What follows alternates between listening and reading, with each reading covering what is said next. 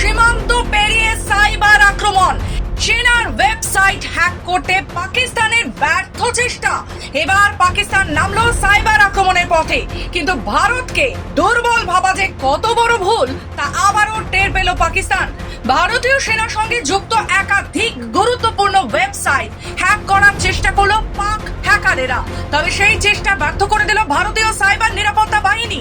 পাকিস্তানে বসে থাকা IOK হ্যাকার নামের একটি হ্যাকার গোষ্ঠী সম্প্রতি আর্মি পাবলিক স্কুল বা APS শ্রীনগর ও রানীক্ষেতে আর্মি ওয়েলফেয়ার হাউজিং অর্গানাইজেশন এবং ভারতীয় বায়ুসেনার প্লেসমেন্ট পোর্টাল হ্যাক করার চেষ্টা চালায়।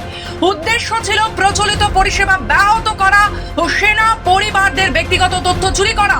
কিন্তু ভারতীয় গোয়েন্দা বিভাগ ও প্রযুক্তি বিশেষজ্ঞরা সময় মতো ব্যবস্থা নিয়ে নেওয়ায় সমস্ত চেষ্টায় ব্যর্থ করে দেন পাকিস্তানিদের। এই ঘটনার পর প্রতিরক্ষা দপ্তর জানায় কোনো ধরনের অপারেশনাল ডেটা বা নেটওয়ার্ক ক্ষতিগ্রস্ত হয়নি।